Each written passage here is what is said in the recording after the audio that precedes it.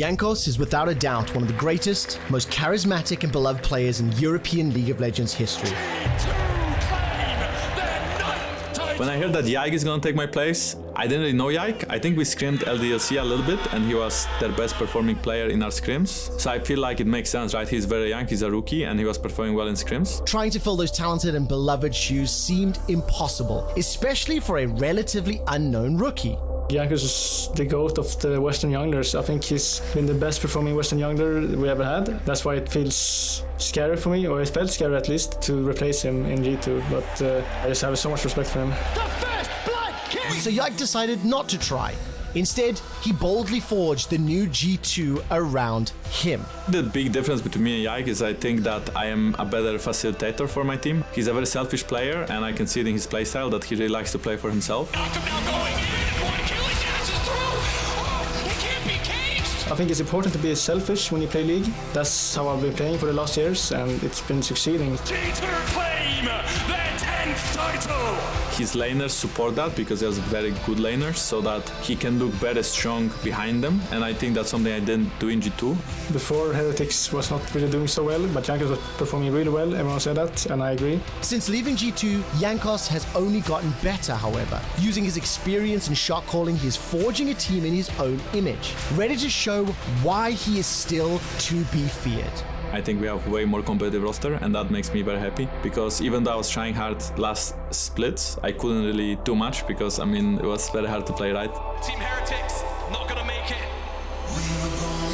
Heretics in G2 didn't really have like a biggest rivalry because we couldn't play against them, right? We were getting like stomped 2 games in a row. Now it's gonna be harder for us because his team is very good right now and I think it's gonna make it really exciting to play against him. Yike has a 2-level advantage over Jankos as the gold card buys some time. Here comes Jack Spectra. Yike stays alive. That Royal Maelstrom doing so much work. This split is like the redemption split. We wanna make it to Worlds, we wanna make it to Championship split, but first we need to make it to BO3. And it's very tough because we performed very badly, so we need to finish at least top 3 or top 4 by the end of Summer Split. Jankos! Jankos! Jankos! Oh, it's just too damn good! Can Jankos lead the Heretics to victory over his former organization, where he once reigned supreme? This is our best chance and we will show what we got. And if it's not enough, at least we tried our best. Or will Yike secure the expected victory? I did it kind of well in winter, not as good in spring, and now in summer I want to stay consistent. That's something I think Jankos is extremely good at. He's been consistent for several years and that's hard to do.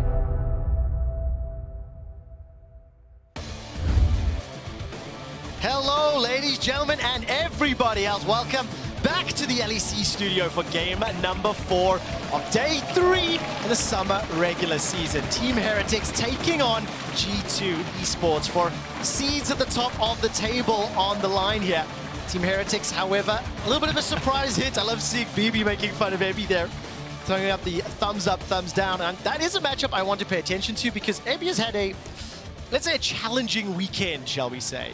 Yeah, he definitely has. He's been struggling a little bit, but I'm hoping now he gets a chance to show up against BB because, I mean, let's be real. Like, you're looking at both Flakked and Jankos against G2. Like, I'm so hyped to see this. This has been my weekend maker. Beautiful, beautiful story. I think for Jankos as well as Flakked, obviously a little bit of, let's say, revenge possibilities, but it is an uphill battle. I mean, there's definitely a bias, an expectation that G2 are the heavy favorites in this game. But the question is, what are they going to do? I think I want to keep my eyes on Caps as well. What champion is he going to run? He's been one of the players that has experimented a little bit more, shall we say, throughout the course of the summer regular season. Yeah, I think especially when you look towards what has been a very consistent game plan for G2. If you look at, well, Kog'Maw Braum, like 3 times so far for the bot lane. It definitely feels like they're looking at bot lane to be that late game insurance. You look at BB as well and things like Cassante, Poppy, Sion, he's kind of their late game insurance as well. Whereas it feels like the mid jungle is kind of where they're a bit more flexible. Yeah, you get Maokai pretty much every game, but for Caps, it's like, oh, we get maybe a little bit of Azir, so he'll play late. Oh no, we're going to go Nico, we're going to go Jace for a mid game power. Like, it feels like they're trying to play through this mid jungle a lot more. And I think that's why we're kind of seeing a bit more of the old Caps come back into it as well when he has that support to play the champions and style he wants to. I really like having those sort of late game insurances in some ways. And then, like you said, that kind of focused approach to the game. There's a clear strategy, a clear identity, and I think G2 are pulling it off. Just a quick update for you. We do have a very small delay on stage before we get to picks and bans. So I'm going to take this moment to explain the stakes. If G2 win this game, they will lock in the first seed from the regular season, even if Fnatic win their next game, obviously because G2 beat Fnatic.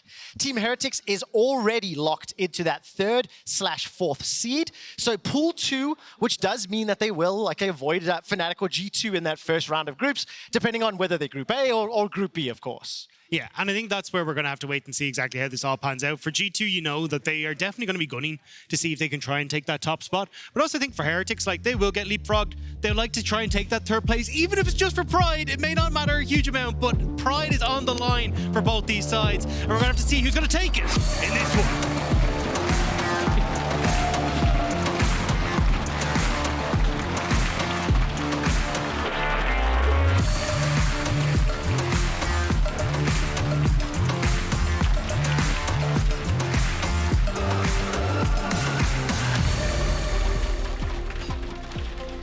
Welcome to picks and bans between Team Heretics here and G2. Jankos, the man on your screen, playing up against Yike. We just heard in that feature a little bit of the rivalry, a little bit of the matchup. The big surprise coming into this year, the fact that Jankos was out and Yike was in. And now we get to see if Jankos can get a little bit of revenge. I'm very hopeful that we get to see these teams against one another in a best of series. But for now, it's best of 1. Yuumi is open, Milio is open. Oh no. Does G2 ban either of them? We're going to find out. I mean, G2 consistently bans Yuumi, so I imagine it's just a case of, please, for the love of God, get rid of the cast. But, I mean, even leaving Milio open, it's such a strong pick. Maokai being open as well. You know that Yike would like to get his hands on that. So, yeah, I imagine they go for the trade. You probably take Milio here for Mersa, and then you get the Maokai on the opposite side. Now, I wonder if Mikyx and G2 might play around a little bit. Mikyx has a history, a penchant of playing things like the Pike, the aggressive engage support. He's been very outspoken about the Braum on Twitter, and I'm hopeful. But for now, it's going to be that Maokai instead, showing a priority there for the utility as well as that zone control. Also comfort from Mersa. Like, when I think of Mersa, it's Leona, it's Nautilus, it's these big engage tools, right? So I think you're more likely to see him say, you take Milio, I'll take a Nautilus, I'll take a Blitzcrank, and I'll see if I can run it into you. I wonder if...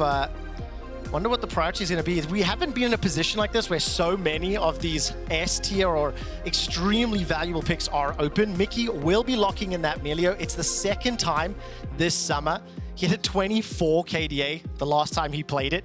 And Hans Summer, with the sort of pick of the litter there, will lock in that Aphelios to flank him. 3rd time this summer as well. I mean, that is a terrifying duo already. And it does tick that box we were talking about just before draft, that late game sort of insurance plan for G2. Yeah, and I think that's going to work out well for G2, but I think you've got options here on Heretics. I think you could honestly take the Azir away here just to make sure that Caps doesn't get his hands on it. Because we know that Yike, I mean, perfectly happy to play Kha'Zix, he'll play the Nocturne, he'll play all sorts of these things, but I was kind of looking to see if they would actually take that away here, because I think Caps, you go for, well, knockback with Milio, you got a bunch of late game scaling with Azir and the Aphelios, plus the Emperor's Divide as well for a relatively short range composition. Like, it could work out incredibly well here, and just stick BB back onto a tank. Yeah, that'll be definitely something that will enable the front line, or enable the back line rather, from G2. I think I want to keep my eyes on Mersa as well, in terms of how and where he will end up supporting.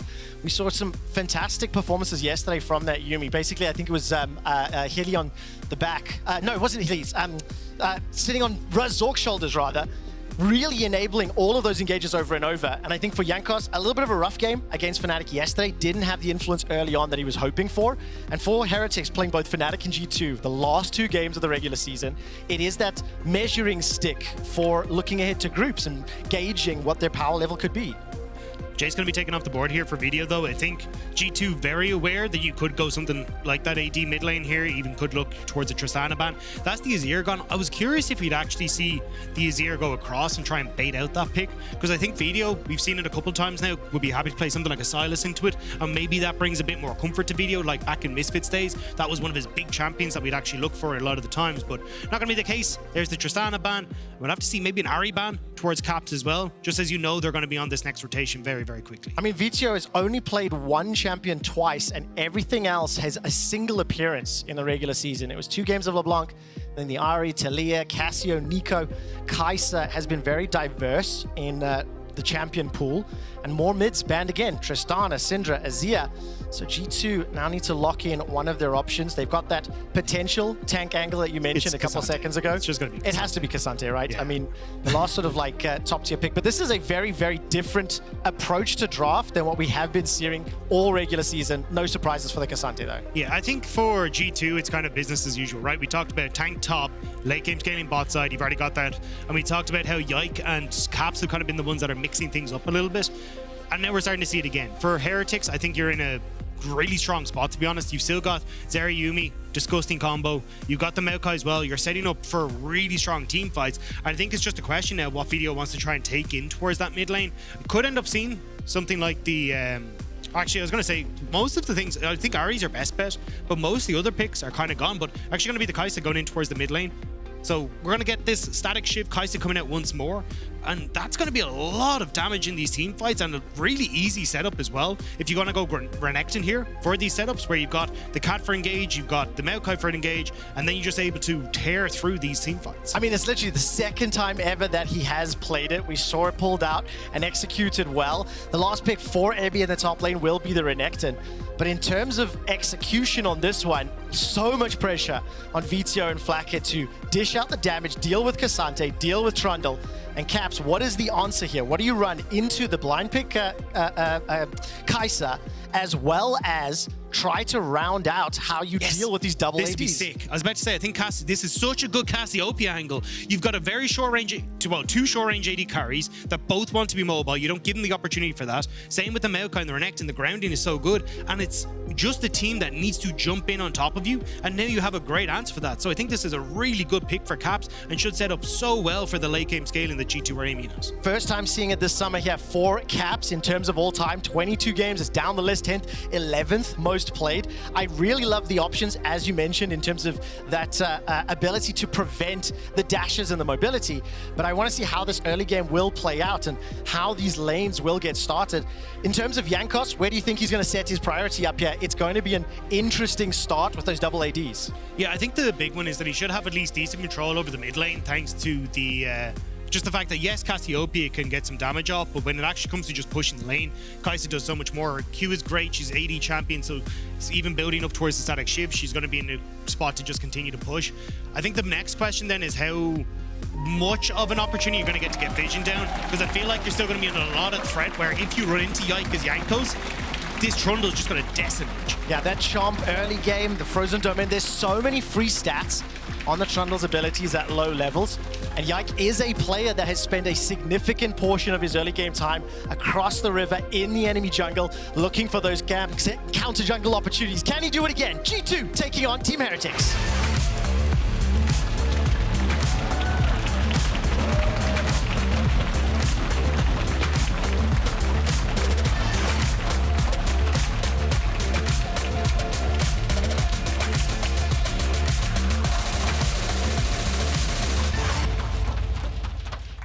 Welcome to Summoner's Rift.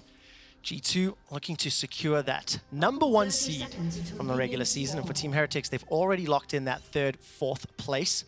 So for now, it's just going to be a performance test, really. An expectation setting test, because Team Heretics, they had a couple of moments yesterday against Fnatic that looked decent, looked good.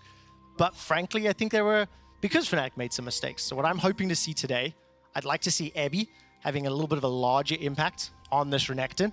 And obviously for Vetheo to continue to impress and continue to deliver on the consistent performance he's had for Heretics all summer. Yeah, I'd like to see Heretics kind of go back to the game plan that we actually saw from the week 1 and week 2, which was, hey, we're going to get an early gank. Actually, his Flakked takes a bit of damage up towards the top side. So then Ebby can get control over top end. He resets, has TP available for 10 minutes, immediately TP to bot, and then start to play for dragons. Like, that's kind of been the Heretics way. And I think against a team like G2, getting control over bot lane is so crucial, because so much of their playmaking comes from Mikyx, and so much of their late game damage has relied on Hans Sama. I mean, it was one of the teams that already demonstrated a conscientious approach to the teleport changes and making use of that at 10 minutes. One of the things we wanted to highlight was how how much this team really does work together. If you look at their junglers kill participation, Jankos 75%, mid kill participation, he's 70%, bot KP sitting at 70. I mean, so many plays, so many kills happen when this team group up and look for those skirmishes, Dagda. Yeah, and a huge amount of it is relied on this trio with Jankos, Vetheo, and Flakked. Those three working together to get into a position around Dragon specifically. It's why they have such a high Dragon control in this league at the moment, and it's been a very simple game plan for Heretics to operate on, but specifically in this game as well against G2, it becomes even more crucial, because if you're going to end up giving over control to Hansam and Mikyx, who have been the strongest bot lane that we have in the LEC right now, this is where it now becomes a test for Flakked and for Mersa. Can they withstand the onslaught that Hansam and Mikyx are going to bring to the cards and get towards those dragons, or are they just going to fall afoul of it? I mean, compositionally with the double ADs, a little bit harder, I would imagine, to play that style to get that advantage early, just because of the fact you really want itemization built up in some of those levels. BrokenBlade is already pushing in the top lane and looking at the junglers, just clearing on opposite sides, east and west for now. Hansama as well as Mikyx shoving a gigantic wave in. Remember, Flakked took a little bit of that trade from the green gun from Hansama earlier on, and he's doing his best to clear this wave. Smart pathing from Yike though. Clears top, does blue, and means he's here for the play, and it's not to actually, well, I was going to say not go for the dive, but maybe they do. Exhaust and heal available for Mersa. Used that exhaust already. Flakked holding on to the flash. Mikyx running for his life. The turret shot does not secure the kill. I think that exhaust did a lot of work as well as the heal. Yeah, that's why I was like, you probably don't want to go for the dive. Like, you have a lot of summoner spells available whenever you play with Yuumi. You got the heal, the exhaust, you even have the ghost for Flakked to make sure that he's able to keep himself safe. So Mikyx ends up having to burn the heal. You get the ghost from Hansam as well, but crucially, it makes it quite difficult for Flakked and Mersa to actually keep themselves safe as well. So we'll have to see if maybe they can try and rinse and repeat on this bot side, but for the moment, you're pretty happy with the way that turned out as Heretics. I mean, it looks pretty scary there for Heretics. What I'm more afraid of is the repeat gank in a couple minutes time. Once those summoners are burned, Flakked still having the flash could be crucial. And we saw both junglers there just showing up in the middle lane. Yike will go toe-to-toe with Jankos in just a moment. He's sitting on that chicken camp. Caps low on mana, low on health, and Yike will get rooted up, gets knocked backwards, and Vetheo is looking for the W. The Void Missile does not connect. Flash over the wall from Yike. Here comes Jankos and Flakked. First blood is available and secured by Team Heretics. G2 are just playing this too greedy. They try to go for the play on bot, which doesn't work out. So immediately Yike, he's already behind on the CS. You can see they're level 3 to level 4 because Jankos ends up being able to clear his top side, gets Guddle, and then move in to steal away that camp as well. You've even got control for Vetheo in mid now. Caps. Ooh, flashes towards the tower, connects, and Caps is able to deliver Jankos to that mid turret, punishing with those fin fangs. But I think I agree with you, up until that moment there, Yike playing on maybe over the edge of safety, ultimately got punished for it. Yeah, I think he was doing the right call, which was help the play on the wave crash and bot, make sure that Caps is able to not die in mid, because Vetheo was getting a ton of damage off onto him, but just overextending that bit too far for the respawn in the camp, maybe expecting the Jankos had actually gone for a reset and wasn't going to be there, but ends up getting caught with his pants down. Now, Caps turning that around though is massive against his old jungler and makes such a big difference. Good ward there from Vetheo, so they already know that this is going to be a play, which is why Jankos is just sitting around. When you end up not seeing the Trundle on mid lane, Jankos just walks over to his Raptors, realizes that this is going down, and now they're able to just pick off Yike because, again, you don't really have control over bot lane with Mikyx having to reset, so you don't have the Aphelios pushed up in that way. Yeah, I mean, Yike's lanes were not set up to support him or back him up. Obviously, Caps was pushed back, and then because of the failed dive, Hansama and Mikyx not in a great position. They did generate a sizable CS advantage if they can clear this wave, because of the fact that Flakked had to back, managing to lose out on maybe a wave and a half, 2 for now. Minor advantage in that bottom lane. I'm keeping an eye on those teleports as well. Still available for Abby in the top lane.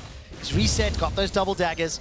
Yike still like even on levels for the time being, but I think Jankos will have a minor advantage as he's once again looking for an invade, maybe looking to throw some saplings down, get some information as the junglers are about to meet in the river. So potential fight on the horizon here, Dagda. Yeah, Yike wins this though, so Jankos needs some help real quick. Caps is also trading effectively. Level 6 is available for Vetheo, jumping onto Yike. Here comes Flakked from downtown. Second kill secured for the Zeri. Caps is holding on to the petrifying gaze, needs to stun up multiple targets. Hansama does not have that Moonlight Vigil. Vetheo is going forward there, looking for the damage onto Hansama. Caps will pick up the kill onto Jankos in the mid lane, but it's Heretics running for their their lives. Miasma will not find a target, and Heretics should just about be able to escape. Ends up being a 1-for-1 in that middle lane. Flakked still hunting though, and Sama, I think he read the play there. As soon as he saw that ward go over the wall, he was like, nah, I want nothing to do with this. Oh, felt a little bit scary on the back end of that skirmish. So credit to Heretics, they started that one well, able to use all of their mobility tools to jump on top of Yike, but then they got punished. Yeah, I like how slow Heretics play this. So if you actually watch onto video here, right, Caps throws down the Miasma, and this is where he's grounded, he can't actually use the ult, so they play nice and slow, and the second that Miasma disappears, that's when Flakked leaps in with Vetheo. But this is where, again, you kind of just need to pass on out. Caps, though, able to get some good damage onto Vetheo, lands the Q, so this now puts Heretics in a really rough spot where, yes, it's a 4 versus 3, but you don't really have the opportunities to jump onto several people. Hans also having that cozy campfire means that he's able to get the extra range, so you're not really able to close onto Sama as well. So for Heretics, it just ends up caught between a rock and a hard place at the end of it. Yeah, and if Flakked wanted to try step forward towards Caps, the fact that the Petrifying Gaze was still available makes that so much more difficult. The threat of being caught out, stunned, and then instantly blown up. So ultimately, Team Heretics a little split. They get punished. After the play though, Flakked, 2 kills. He is down 20-odd CS, but because of those kills, he's technically up in gold. That is mirrored, however, by Caps' Cassio in that middle lane, who was the recipient of both kills for G2. Yeah, it's like that meme. It's like Jankos' hands are dirty, so Flakked can wear rings and buy whatever the hell else he wants from the shop. But it does mean that Caps is having a great field day because of all the gold he's picked up as well. So I'd be slightly nervous though, because again, I like this Cassiopeia pick. I think it's such a good response to what we've seen, and that extra gold is also going to nullify a lot of the pressure Vetheo has in mid, at least until that static shift is completed, because Caps is just going to have so much damage. He's going to be very quickly able to get towards the Rod of Ages as well. And of course, because of the fact that Team Heretics are starting to be bully pushed back, those double AD carries going to need to be flawless on their engage, need to combo perfectly with Jankos and Ebi. If not, we'll just get shredded down. Think of the entire kit they have to run through. The Miasma from that Cassio, the Cozy Campfire, the Breath of Life from Milio, all the tools in that kit. And we haven't seen the top laners too much this game. BrokenBlade using that ultimate, trying to get to safety as Ebi using the Dominus. He's got a small advantage for the time being, and that will hold true for now, but the first dragon was secured by G2. And that's the thing I wanted to highlight. We were talking about, look, Heretics like to have this game plan to play for dragons so that then they can try and force these fights, but the problem is it's already been taken by G2, and even though you've got Jankos on this bottom side, Flakked, he's just under so much threat. Sam and Mikyx been playing this wave this lane incredibly well, and honestly, I think this is more than a bait than anything. Ooh, a little bit of an engage. Jankos going forward. Flakked is low. Hansama is abandoned, and the kill is secured. Didn't have the full kit available. No ult there for Mikyx. There was just enough crowd control for Team Heretics to pick up yet another kill. So they are keeping in touching distance of G2. Well, that's the thing. The bot lane has got 3 kills, but Hansama is only 400 gold behind. Now, this will open up even more with some of the plays that are going across, but it's still not a massive lead that you're garnering on the bot side. G2 are still doing relatively well on the top end. So for me, for Heretics, you need now to find ways to actually blow open this game a little bit more. I think they have a good response here. I think especially when Vetheo completes the static shiv and Flakked does get this Triforce, I think then they can try and commit that a little bit harder. But for the moment, just with how much scaling is on G2's side, I think Heretics need to work on it a little bit more. And of course, the first dragon, as well as that Herald going the way of G2, another indication that things are playing out. The thing is, though, I kind of expected that with a double AD carry comp from Team Heretics in terms of the early game. Is going to take a little bit of time, will be a little bit challenging. In contrast to yesterday, significant improvement here for Team Heretics' early game. And like you mentioned, now we need to see how do they set up for these fights and deal with this Cassio, who is once again stepping forward and just bullying Vetheo in that middle lane. Yeah, and that's the thing here is that, yes, your double AD carry comp takes a while to come on, but specifically with static shiv, Vetheo actually comes along a lot quicker. The problem is just how much gold has been funneled into Caps, because usually Vetheo with the auto attack should be able to just continuously push the wave and look to roam. But because Caps end up with 2 kills early, now has got all these plates, he just has more damage in the tank. So the second a Q lands, you just have to chase him down with phase rush, and it means that Vetheo can't control the wave in the same manner they're supposed to. Now Jankos, though, finds Yike. Once again, throwing down that ultimate, stepping forward, can't risk jumping onto that Miasma. Caps, no Petrifying Gaze available to him, but 4 plates secured in that middle lane. 1,000 gold lead in favor of G2, and that is a significant lead thanks to just a great laning phase coming out there from Caps. It has to be praised. and he's going to be one of the key carries to follow once we do get to these second and third Dragon fights. The entire kit is great. They're always going to start stacking up, and Caps is just having a sort of standout game here for G2. So let's turn our attention to Heretics. How do they try to arrest control with the composition, knowing it's about 2 minutes to the Dragon, and they traditionally have been able to get those objectives early? It's pretty tough, to be perfectly honest. Like here, as you can see, mid lane tower is actually about to go down. So Caps, again, can just hard push mid lane alongside Yike to make sure that he's able to get this. The fact that Rift Herald went in, got the charge off, is going to be massive. So I think in this position, you've got to try and find a way to overload mid lane when Yike and Caps are going to try and push in this mid lane turret for Dragon. But it's really difficult to do because who's going to be the big threat that Yuumi attaches to? Yes, Vetheo, but from that position, Jankos isn't really going to be enough damage if Yike and Caps are there, especially with how strong Caps is at the moment. So I think you need to find some way to get onto Caps and catch him out before he can get himself up and rolling. So flank angles is something we're going to keep an eye on. Another 1v1. Ultimates have been thrown down. Ebby needs to get that Q's on cooldown. Heals for now. Flashes away and BrokenBlade wins it. He manages to pick up that kill. It's a disaster for Heretics. I mean, top lane now going in favor of G2, mid firmly in favor with a 1.7k gold lead, and bot lane with all those resources invested. I mean, yeah, it's a 300 gold lead, but it's nothing really to write home about. And this was what I'm talking about. Look for Caps, but can they do it? We're going to find out. Flash available for Caps as well as the ultimate. Yike is in the fray, gets jumped on. Vetheo and Jankos now stepping out. They do not have the damage to take him down. Subjugate really keeping Yike healthy and alive. Vetheo running a risk, they're stepping forward, manages to find the kill, turns away from the petrifying gaze, and Jankos is able to flash out too. That was a very cheeky play on the exit. Flakked will step forward now, firing with that burst. Caps is rooted in place by the Lost Chapter, and with the help of Flakked, will finally take down another. Team Heretics find their kills and punish G2. Huge play from Heretics. We're talking about, look, they need to try and overload mid lane to catch out Caps before he can make any sort of Dragon play, and they do it just perfectly. They manage to catch out Yike as he's going because Caps is in his position, but Mikyx, where are you off to? Ooh, does manage to find Hans Sama as well as BrokenBlade. Dragon is picked up, and Team Heretics happy with that one. You can see how quickly Team Heretics composition can collapse onto a single target. G2 need to ensure they are grouped up and they are not lingering alone, because they can get taken down when they're singled out. And this is the thing, right? So Heretics actually catch out Caps as he's trying to push in that wave, which is just what we're talking about.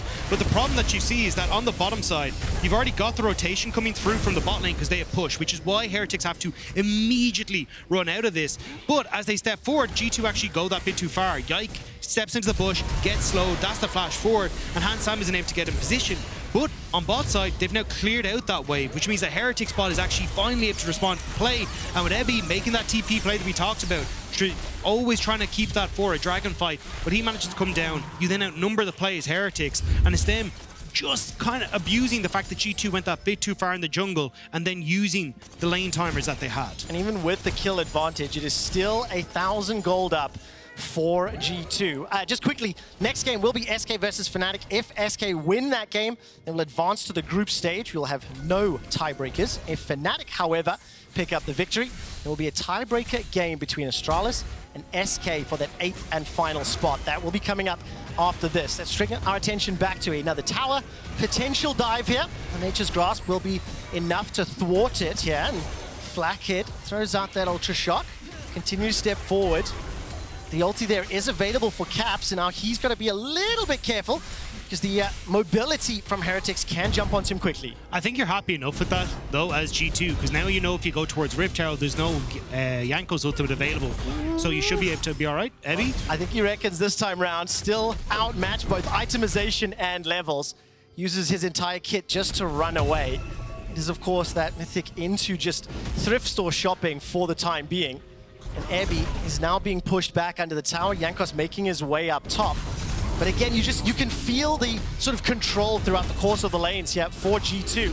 Zebi has started this fight, knowing Jankos is relatively close by. No ultimate for that Maokai, however, and that's a kill already secured for BrokenBlade. Instantly traded back by Jankos. Jankos is playing this game so incredibly smart. He's reading everything that G2 wants to do and making sure he's getting there just a hair's breadth away. Now look, Ebby did go down in that, but when you look at the play on bot, or in mid lane, he reads that G2 want to push mid, so tries to make a play. He now knows that because his ultimate's down, G2 are going to make a play for Rift Herald, so he tries to sneak in top to get a play before that happens. Unfortunately, isn't there just in time, but Jankos is putting on just such a good read about G2's doing.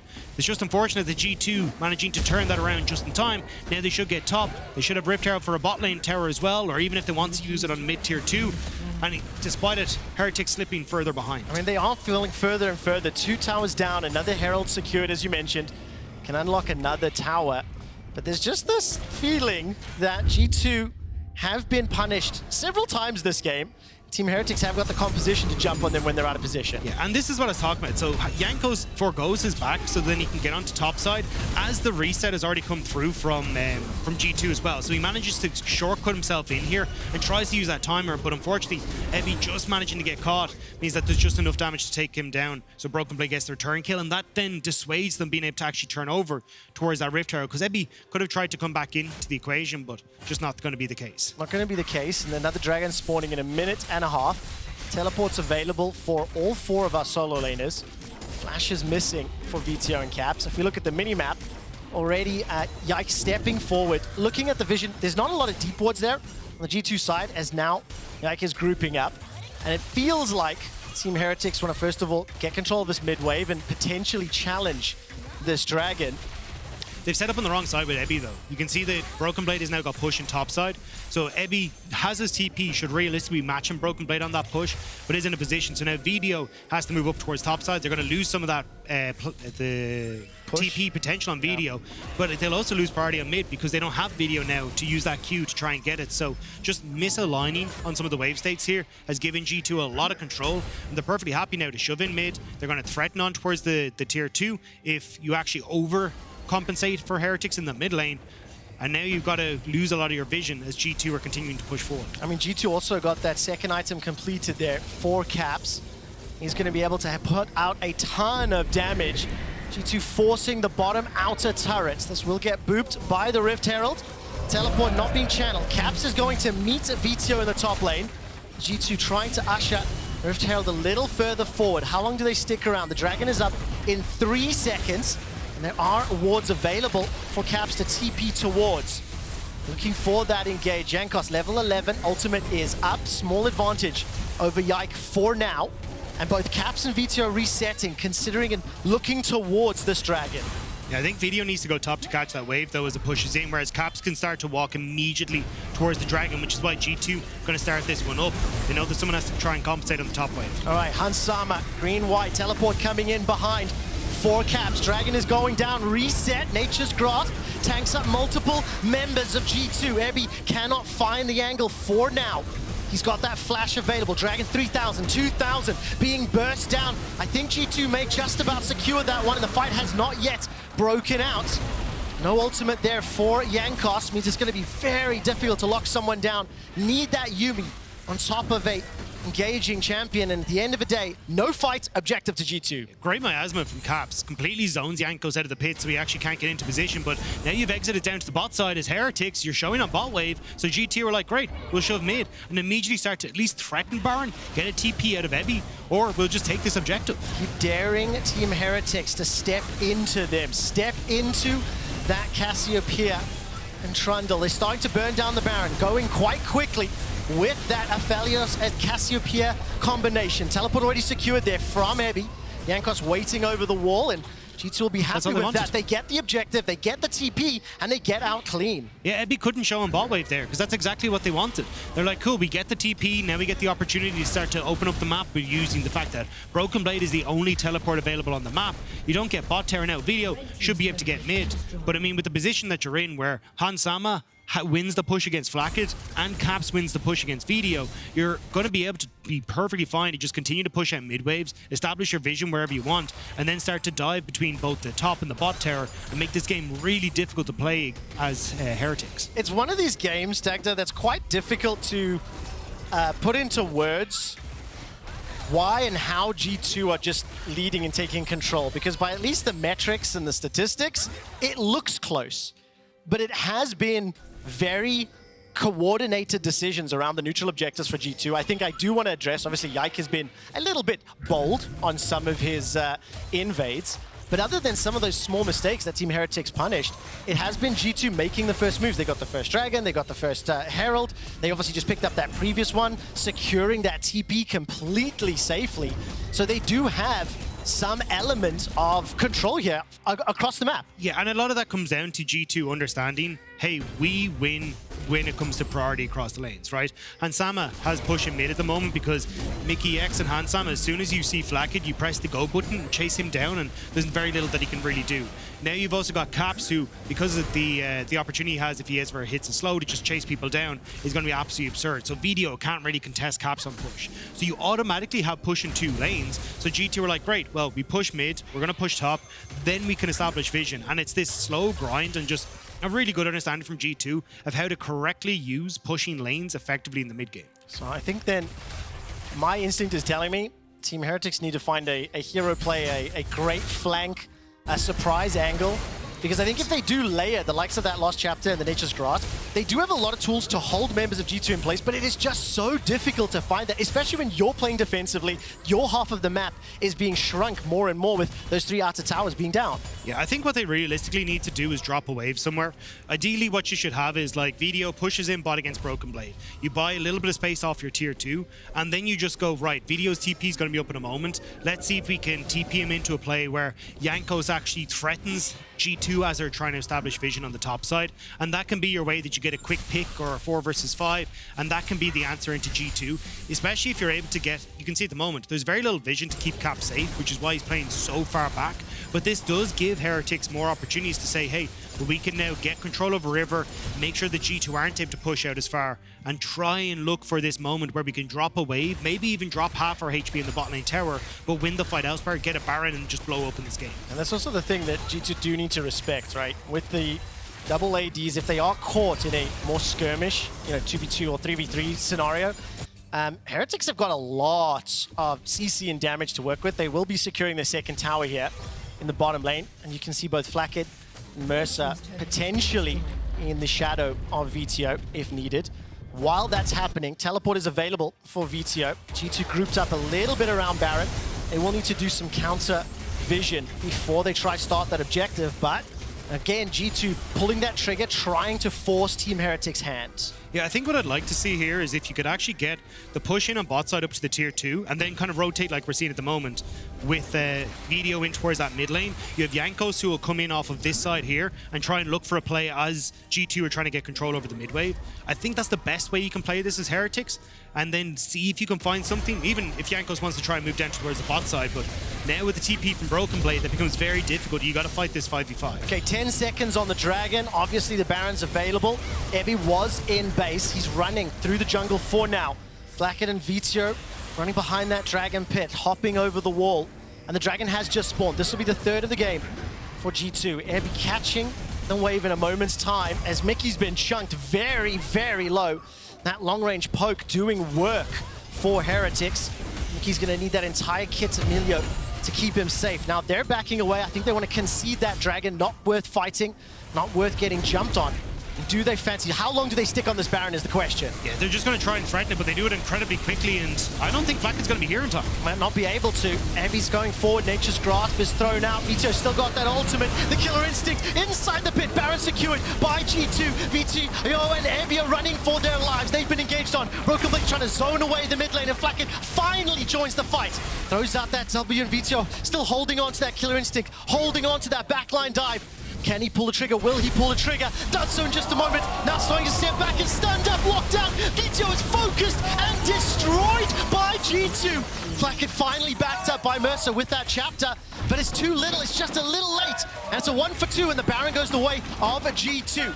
Chase is on though, and Hans Summer was tagged by that prowling projectile. It is so hard for Heretics to team fight. I like the idea from Vetheo. It's, hey, I'm going to ult in, try and bait out Caps' ultimate, and then we can try and turn it. But Caps doesn't even blink. Immediately throws down the miasma, says, Vetheo, you're too far forward. I don't have to ult here. We can just get you as long as you are slowed down.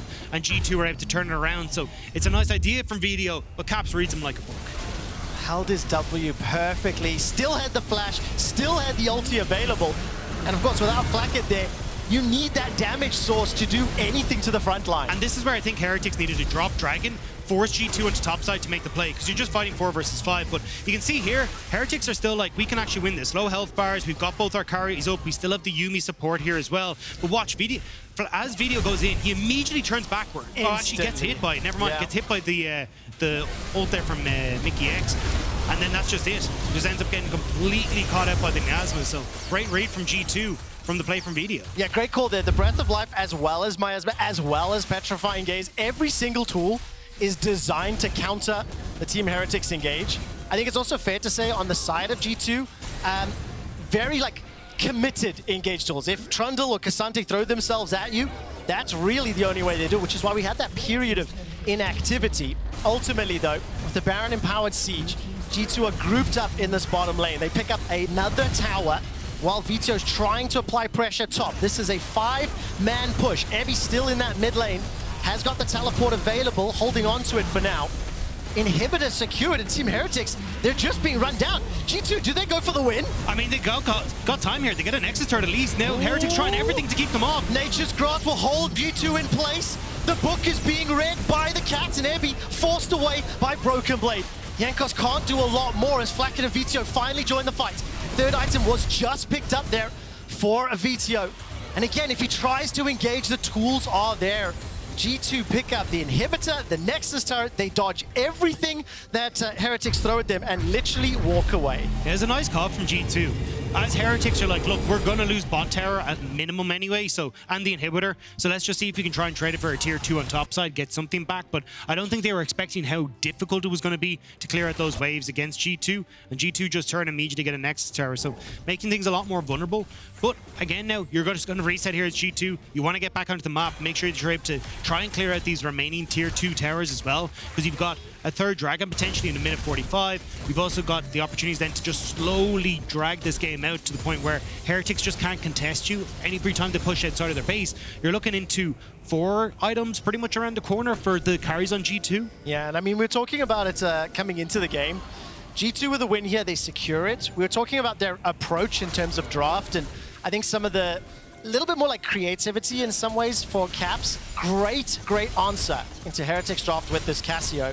And more importantly for me, I think they've just demonstrated almost perfect control really throughout the course of this game. And once they did get punished a little bit, slowed things down, playing the objectives well, playing the team fights well, and they haven't put themselves in a position where Heretics can really get anything done. But this is the thing, like, this is what I actually think has been missing a little bit from LEC, is like, when you watch teams in the LCK or the LPL, they're very good at just using the fact that, hey, we have lane priority, we have stronger people on the map, let's just abuse that fact and start to dance you around the map where you just can't really be in a position to match. And G2 have obviously learned from that. They are doing a really good job here of just keeping Heretics at bay without really ever contesting. Like, look at the gold lead. Yeah. It's only a 2k gold lead. At 30 minutes into the game, that's nothing. But G2 just know how to try and play this one out to make sure the Heretics don't have an option. It feels so much bigger than 2k. It feels so much larger because it does just look like G2 are bullying Heretics. They take another tower in the top lane. That is the 7th. Ebby was pushed back once more by BrokenBlade, trading in that inner mid lane. And now G2 turning their attention to the last non-base turret standing. Can clear it out, can go back. I mean, very small gold leads for every single one of their carries. But for G2, it is all about patience and slow play. I also think because their comp doesn't have that sort of hard engage champion, they do need to respect and sort of wait for Heretics to come to them. Yeah, the thing is though, like, they've already set up here perfectly. They're going to get Dragon. You can't, well, they're going to try. I was about to say, Vtheo's on bot. This could be a potentially losing fight for Heretics, yeah. Like, you have to be so careful. Now you've given up this bot wave, so G2 just walk away. That's a TP over-invested. I think you kind of needed to just wait this one out, say, hey, look, we'll farm it and see what we can get. Well, Team Heretics trying to look for fishing opportunities, little picks as G2 start to recall, will not fall prey, will not get punished. And because of the super minions in that bottom lane, they've always got to consider that option, consider that threat. Will be coming up in not too long, but another Baron spawning in 15 seconds. And I think not the most stylish or like kill-heavy type of game like we saw yesterday, where Fnatic, but it is once again a demonstration of how and why sort of Fnatic and G2 appear to be, in the regular season, in a class of their own, appear to be up there, why they are likely the 1 and 2 seeds here going into group stage. I mean, honestly, I put this as a G2 only. Like, this is exactly how they like to play, and they're going to catch Jankos here. All right, so ultimate is thrown down. Leo's got that fire, teleport being channeled. Miasma's now on cooldown for a little while. Ultra Shock over the wall. Jankos no ult, chunked down to what, a 3rd HP. G2 starting to threaten the Baron. Mersa's Lost Chapter is going to need to be perfect. Caps still has the ultimate, still has the flash. And it does just look like they're toying with their food. Look, minions pushing in towards Team Heretics' base, as Heretics are looking for an opportunity to step into the fight. But it's a bluff. You've no ult for Jankos. It's all on Mersa, and who's going to step forward with the cat line? Well, where does Vetheo go? Vetheo and Mersa. Ebby can get over the wall with the blast cone, teleport into the base. Caps is pushing, trying to take down that last Nexus turret. Another reply as the recall will complete from Vetheo. He's got that static shift to wave clear. 3 members of Heretics jumping onto 4 of G2. The Lost Chapter roots up just a few for now, and that's a shutdown. Jankos managing to pick the kill up onto Hans Summer, but under the tower, Caps gets the kill. Now there's no one defending that last stand, and all of a sudden we have a brief pause. What a situation. I did not see the 1v1 in base at all. Were you watching it? Yeah, so basically we got Caps who ended up getting on towards, but just with the flash forward is able to get onto Vetheo. But I think the crucial part of that was Ebby flashing in onto Hans Sama, immediately gets the stun. So I have a feeling that might be, well, I'm trying to look at the items there. No, I was going to say, I feel like that was kind of the big difference maker. Maybe that was where the pause was coming about, but really good play from Ebby in that fight. Just the fact they got to kill Hans Sama means there's no damage left in that fight to carry it through. Finally, Mersa finding that angle in the 4v4 ultimately, getting it across multiple members of G2. But of course, the fact that Vetheo died, assuming we go back into the game where it is, how do they get back in time? Can they? This is a couple of minions pushing towards that last Nexus turret. So Caps was on a mission to try finish the game solo. Yeah, it's not like it was a crucial moment or anything. Maybe we should let this one play out because mind-boggling. Oh, that was insane. I mean, the fact again that you're in a position where this could potentially be the turnaround for Heretics, where they've now got control over the team fight. It's in front of Baron as well. Like, oh, I don't know. This is so tense. Oh man, this is tense. And it's also, what I really like is that even though this game doesn't have the largest stakes and impacts on the standings, it does give us a little bit of a taste of what we could see, you know? G2, if they do close it out, they take that first seed guaranteed.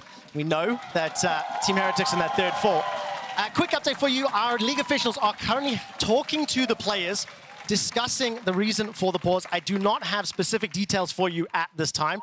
The moment I do get them, I will share.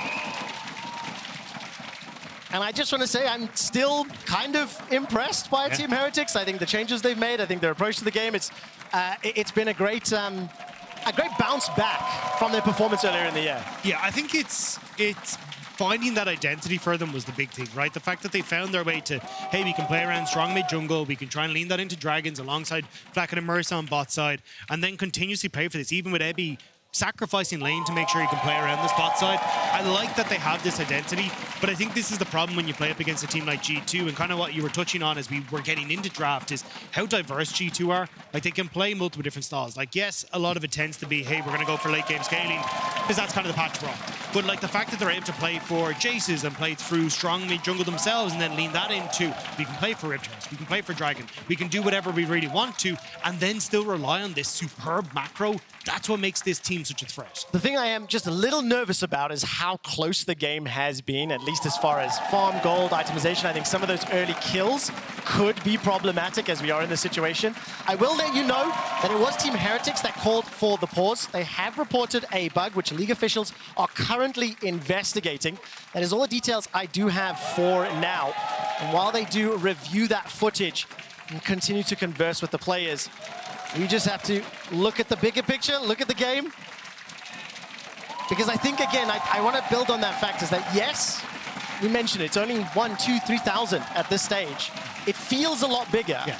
But because of the fact that it is so close and the itemization is sort of there for Vetheo and for Flakked, if they do find an angle, if G2 are just a little bit out of position, it is much easier for Heretics to punish them. And that's the thing, if it is gold diff, but it's also comp diff to a certain extent as well. This Cassiopeia, like, it's why I was so happy to see it coming through in draft. It just nullifies so much of this short-range composition. The fact you have to dive in. You can see Vetheo how much he's struggling to try and play around both the miasma and the petrifying gaze as well in all these fights. So I think when you're looking at Heretics, it's not only a case of, hey, we need to try and find this moment to find a team fight. It's we need to be coming at this from every which angle. Any way that you can find, like if you're coming from 5 different directions, fantastic, because maybe then you can have a threat onto the backline. Like you have good assassination potential with Vetheo, and if you can try and get on towards like Ebby flashing in or diving in onto the backline as well, but it makes it so difficult to try and find these multiple angles of attack when G2 have the amount of control that they have in this game right now. Yeah, I mean, the fact that they've only lost, what,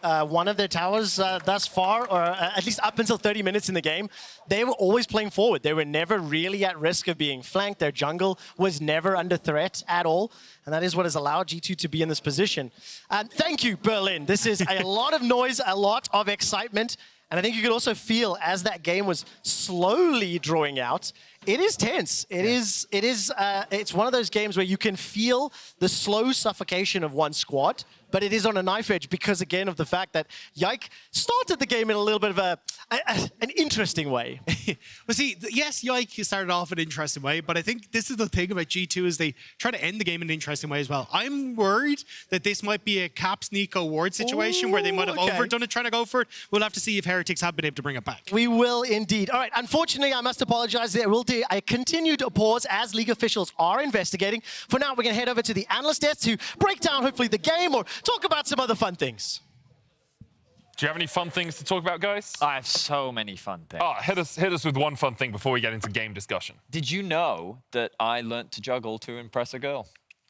I also know that story's false. What? I know you too well, but No, it's not. I know it's a lie. To impress a girl. Okay, can you juggle name water the girl. bottles? No, wait. not Name the girl. Name the girl? It was so many years ago. You learned to juggle for this girl. You can't even remember her name, Vetheo? Well, the juggling is what I remember. Okay, what did you juggle? Juggling balls, the traditional Oh, juggling balls, not 10-pin. No. I'm not that advanced. That's why I couldn't juggle water bottles, because they're not the quite size. If you gave me apples or oranges, I could juggle those. Sorry, If we can get apples or oranges at some point, please, to the desk. I want 3 of them. I don't Anyway, think we have enough let's apples talk or about, oranges. Let's talk about Heretics G2. Let's talk about Heretics G2. So this very is the draft. competitive match so far. It has been incredibly close, surprisingly so. And I think G2 are struggling with the draft they've picked to actually find fights on their terms at all times. I mean, the way that I felt like the game was close to ending, the way that I saw it. But yeah, we got the pause. Anyway, anything that stood out to you, Goldberg, in terms of the draft? I've been talking Did he just do that? Okay, Yeah. fair You enough. tell me about the draft, man. You I tell think me. this would be. I think if we were to look at the game from like start to finish for what we have right now, I think G2 still had plans in terms of what they wanted to do with this draft. Right? We saw how they wanted to approach the bot lane dive. They've done that like 2 to 3 games in a row. Some of them has been very successful, and at times as well they do get botched. This was one of those dives as well where they weren't able to perform with it. I think in isolation, if you look at the lanes, like the draft itself is fine from if it was win lane win game, right? You're still fine with the K'Sante into the Renekton. You're still fine with Cassio into the Kai'Sa, and that's also what gave them the kind of leads that they're playing towards. I think the biggest problem they ran up against has been Zeri and Yuumi, because it's more when you get to these extended team fights and when you don't have this single target lockdown with the CC, that's proven to be the difficulty for them. I really think it's an engage problem as well, right? Like, how do you ever get on towards the Zeri Yuumi, as you say? Or even the Kai'Sa. Kai'Sa now, with the AP build, just chucking out Void Seekers from long range. If it hits an Aphelios, he loses 1/3 of his HP. You never really have the option to engage. You don't have something like a Maokai or a Sion or an Ornn that can just, press R and go in. And I think we see G2 struggling a little bit around that. Obviously, Heretics are giving them some good fights at times, and we've seen G2 try and get a bit tricky with the TP into the base. But if it were me and these teams were like even skill, I would take Heretics draft every day. I mean, I'm still waiting to find out exactly what the issue is. We'll find out. Yeah. But we can talk about the game before we find out the issue. I know. League officials are investigating at the moment. It's a bug reported by Team Heretics. We'll share with. Okay, Which one of you is my host today? I'm just saying, Vetheo, I'm the host. You know, you wanna let me say the things? but I mean, you make great points, and I agree with everything that you've said, Vetheo. Actually, you make. It's honestly surprising you're not an analyst. Can you tell by any chance that we weren't ready for this sports segment? No, I have lots of valid points. Just let me get to them. Go on then. Have you found them? Because I was going to say, I actually think that the engage issue, I agree, but then you just took them all. That's the problem. You're such a great analyst. But I'm hoping. Can you two stop? What is this? Okay. What is this? All right, let's reset for a second. Give me your valid points, Vetheo. I think the Cassio pick into what they've drafted is really smart, just because it is very powerful at mitigating a lot of the mobility options that they have at their disposal. But the way that this game plays is that the only way that I think you can actually win is by playing around a Baron or a Dragon, right? And we heard the casters talking about how it's been a more slower game compared to what we're used to. But when you do draft like this, especially from G2, you are very limited in terms of your options. And then for Heretics, their only choice is we use Maokai ult to either zone you off an objective or we use it to start a fight around an objective. But again, the moment that the Maokai ultimate comes down, Trundle Pillar, Miasma, Milio ult, it's and then that's the way they've played them as well, right? Because if they do engage on you, it's more like, let's get that pick and then let's kite back. It then becomes a problem when it's the more extended team fight, and that's kind of what's made the game as even as it has been as well. And while we're waiting to get back into the game and waiting to see exactly the bug that was reported by Team Heretics that's been investigated by League officials, let's have a look at some of the action that did happen in the game, specifically a fight around the 13-minute mark around the mid lane. I want you guys just to talk me through how you feel how you have analyzed the team fights that are really being set up by both these teams. Vetheo? I was watching which replays we had, because this was one of the early fights that we actually had where G2, I mean, I like the initial setup from Heretics, actually. The use of Jankos' ultimate, I think, was really good to catch Caps off guard, but it was hard for them to really follow up. And Caps, in terms of how he was actually, taking advantage of the Cassio very early on, I was super impressed. But, I think it's awesome. This skirmish just demonstrates how difficult it actually is to lock down your opposition and convert it into a kill. Yeah, but I think this is also the overextension we've seen from G2 as well, right? It goes exactly into what we were talking about. You're trying to find a pick and down in towards Raptors chasing in there. While you do have the first bot lane move, it's still not that late into the game where you're able to blow them up completely, and it's still tanky champions you're dealing with. And then when Flakked finally comes around and picks up the kills on Zeri, well, that's kind of what's put them in the tough spot they were in. And even if you have first move, Zeri is actually a very mobile AD carry. She can close that gap very quickly, just jumps over the wall and catches up. We'll have another look at one of the later team fights around the Baron. I think we'll see sort of the same foibles of G2 and the same faults in their composition coming to the fore here. G2 do start up the Baron. They've been doing this a few times to try and pull Heretics into the fight. Right. Oh, Vetheo. So, I mean, I think that the execution or the setup here is actually very good from G2, just because they took advantage of the fact that Flakked wasn't anywhere near the fight, so they leveraged the numbers advantage. But now that, you find that initial pick, it's hard, right? And, I feel like that we're just kind of repeating ourselves at this point, because it's just a matter of the compositions. That was bit of a blunder from Vetheo, but the main takeaway from this is that G2 only have a window when Heretics actually make the move. It's kind of G2 reacting to the plays by Heretics. So the fact that G2 got away with a good Baron there, I think the Baron in itself was a smart choice. I think the way they executed upon it was good. I think that they should have just tried to disengage immediately afterwards to get as many Barons off as, away alive as possible. And going for the fight was a little risky. If it wasn't for Vetheo making that mistake, I think that could have been much worse than it actually ended up being. Would you agree, Gilbrook? I mean, I think Vetheo is a very smart analyst, so yes. Cool. That's very kind. I don't get that compliment very often. I literally said you're a very smart analyst earlier today. That's very kind of you. Yeah, I'm quite a You're generous... both very intelligent people as well. And as we wait for League officials to finish investigating the bug and tell us exactly what's going to happen, why don't we play a game? But do we have any idea what the bug is? No. So I would actually guess, because we were in this situation, right? Okay, so I'm going to say, for once, we're not going to guess what the bug is. Okay. Okay, if it comes round and it's reported, you can say what you think it was. I've just never been allowed to. But have you never been allowed to guess a bug? If it is possible, I know it's challenging while everyone is dealing with the pause, but if we can actually see it would be nice to see the before sequence. the even the fight would be great if we can. Gilbrook currently looks sad. So I'm going to It's say, okay. Gulborg, No, guess. it's No, okay. guess, No. man. What Guess. game did you have? Guess. What game did you have? No, guess. We'll do the game afterwards. I Guess promise. who? Are we playing Guess Who again? Okay. Bit stubborn, Gulborg. I'm just saying, Shox would never have this treatment, okay? You'd be yes-anding Shox all the way through. It's true, man. What can I say? Is it because you got Masters again? Are you just getting a bit uppity because you're the highest ELO support in the LEC caster team? Are you flaming me, but actually making me a compliment that's I going to make call me it look good? a- Or what's He's just happening stating right now? facts right now. Wait, a flame implement? A flame It's a implement. flame implement. I feel like It's that's a Milio compliment ability flame. or something like Definitely. that. We should implement that We somehow. need the wheel. Okay, so do Yeah. you want to say what you think the bug was, or should we move on to the game? No, just move on. Okay, so we're going to play 20 questions. You guys know 20 questions? No? Is this where I need It's to yes, guess no. something? Yeah. So I'm going to think of either a player or a person related to the LEC. And you guys alternate yes or no questions. And if you can get it within 20 questions, you win. And if we can get the tens machine here, I'll shock myself. And if we can't, you guys lose. And no one gets shocked because I feel you've gone through enough torches. Wait, you don't have the shock thing here. We're trying to get it. He's here. requested it. Oh wait, apparently we have the image of the moment before Baron fight. I love So images. do you want to have a look Yeah, at that, yeah. or do you want to do 20 questions first? I want to see the image. Okay, we're going to see the image. Bring it up. This is not the image I thought we were You going to can see. see in this image, there's currently a blue trinket in the enemy nexus. At least that's what I presume that is. Yeah. Well, I mean, but that's fine. They're Alright. just. Do you They reckon wanted that's to some- see if anyone was recalling. So or you maybe blue it's trinket some the enemy really nexus. high-tech strat where he's like, maybe I can interrupt the home guards by using a blue trinket on someone. So basically what happened here is Vetheo somehow dies. We go back to the Baron fight, So and then V- Vetheo Wait, is did dead. Vetheo die? I can explain how Vetheo dies. The Cassio ults him and then puts Miasma down on him and then kills him on the tower and runs away because he's got Conqueror and Twin Fang's healing. I will say we've been told by league officials that they're investigating a bug with the Cassiopeia ult was and my an guess. interaction with Heretics. Well, good job, Mikkel. Now, If only you'd been given an opportunity to Medic say didn't that. let me do let's that. get He was some more, suppressing me. okay? I'm thinking of a person related to the LEC. No, hang on. So just to clarify, I've read that out.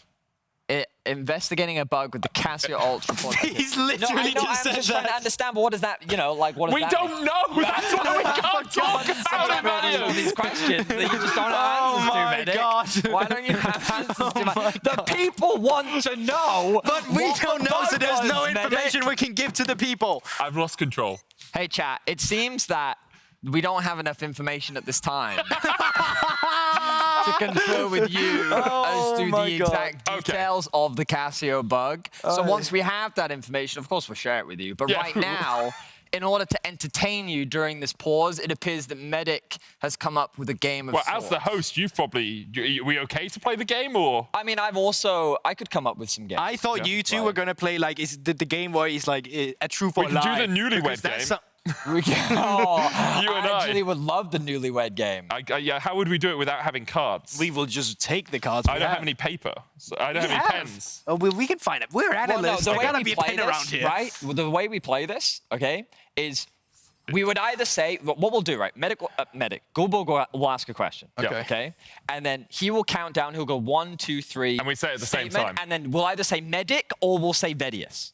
So the question is kind of yes or no, is in like who is the better support player? Sure. And then Cool. he'd go 1, 2, 3, Okay, Medic. Okay, You see what I'm let's go. saying? See what I'm Let's go. saying? Okay. Now, do you need questions? No, who does the most prep coming into days of casting?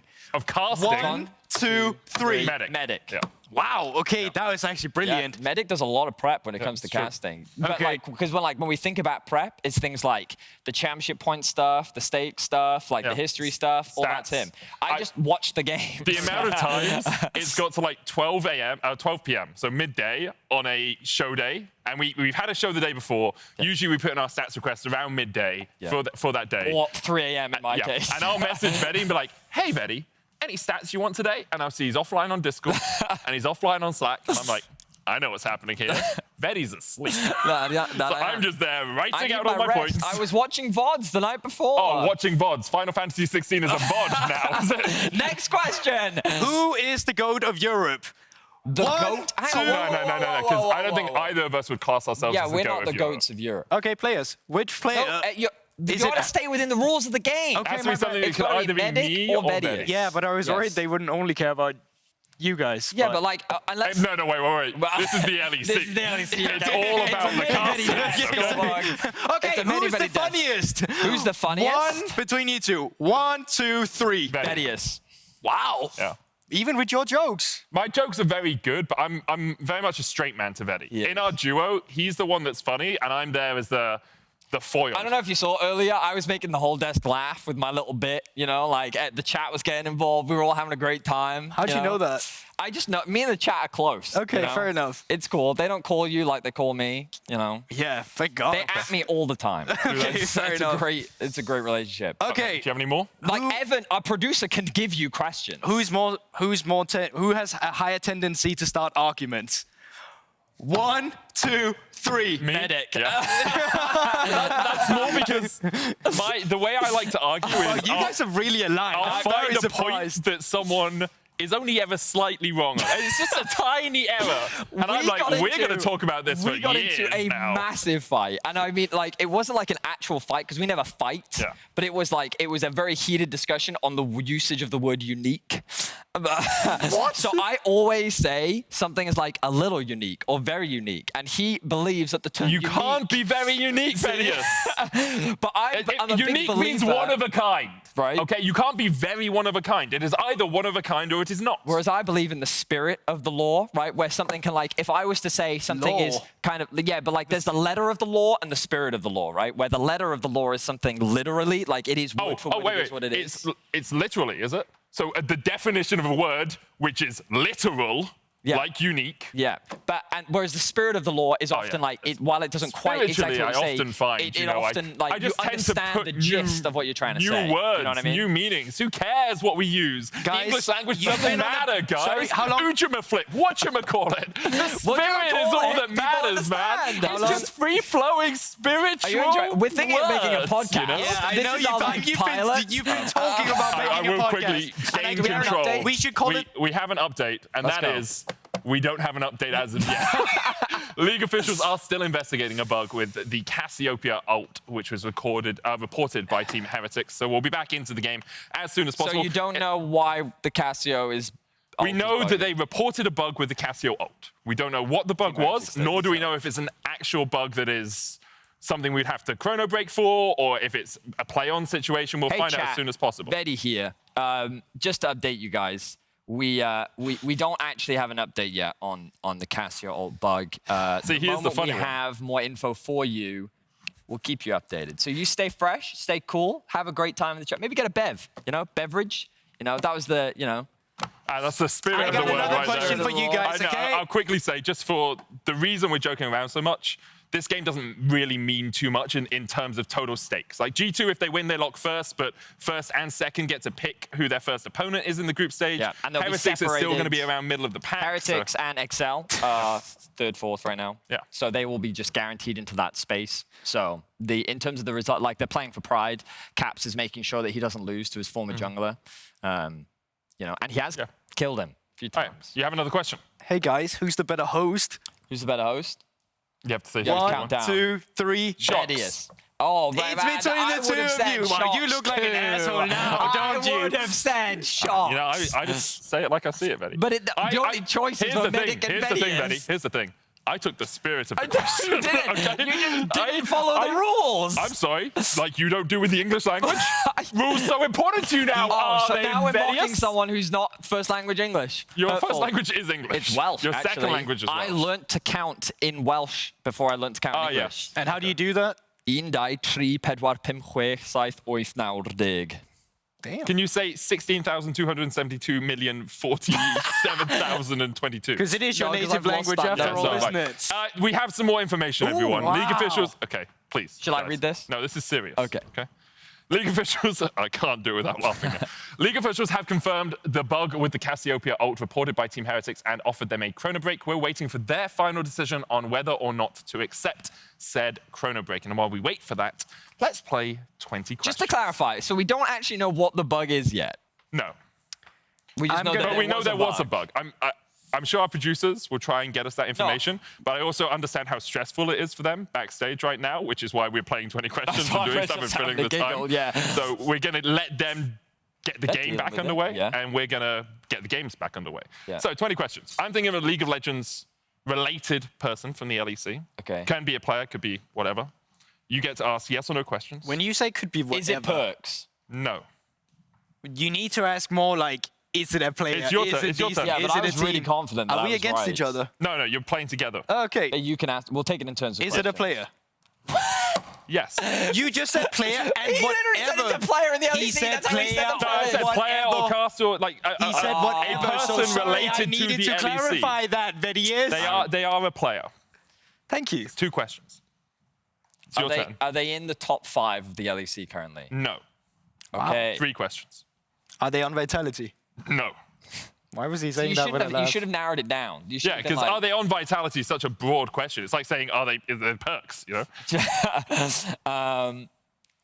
Go on, rapid, guys. This is riveting stuff for our viewers. Are they between 6th and 8th place? No.